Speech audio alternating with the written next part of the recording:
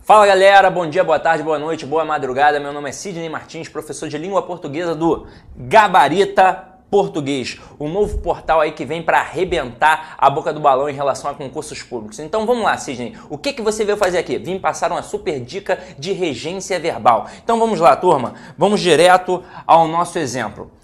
Então vocês estão vendo aqui diversas frases. Como é que a gente vai resolver esse problema? A gente vai trabalhar em cima da estrutura SVC. Como assim, Sidney? Aqui, ó. Sujeito, verbo e complemento.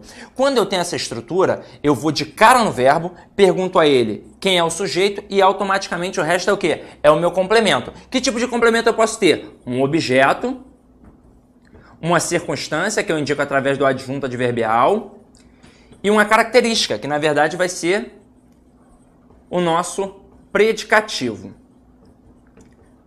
Então, olha só, repetindo. Quando eu vejo uma estrutura sintática, para analisar, eu vou de cara no verbo, pergunto a ele quem é o sujeito, automaticamente o resto é o meu complemento. O que eu posso ter como complemento? Um objeto, um adjunto adverbial ou uma característica, na verdade, que é o predicativo. Para facilitar a nossa vida, aqui na circunstância, eu vou indicar a circunstância de localidade. Tranquilo? Então vamos lá. Você deve estar se perguntando, por que circunstância de localidade? Só quando indicar localidade que vai ser adjunto adverbial de lugar? Não.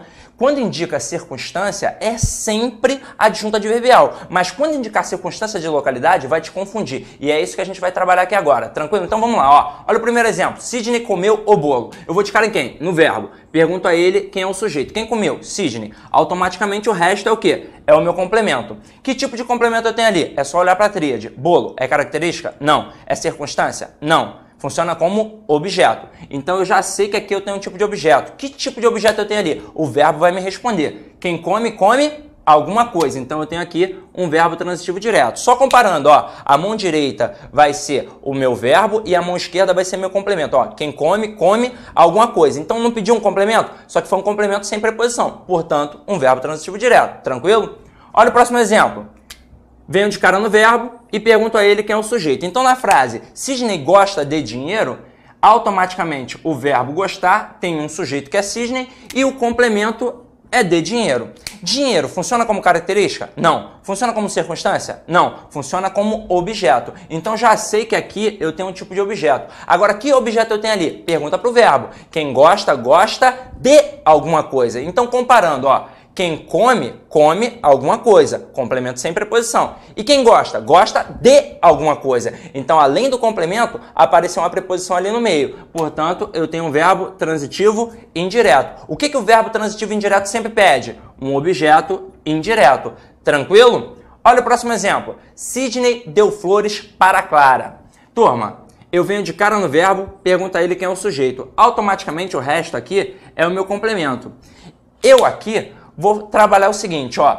Quem come, come alguma coisa. Quem gosta, gosta de alguma coisa. E quem dá, nesse contexto, dá alguma coisa para alguém. Então tem dois complementos. Verbo transitivo direto e indireto. O que o verbo transitivo direto e indireto pede? Ele pede dois complementos. Um objeto direto e um objeto indireto. Aqui, ó.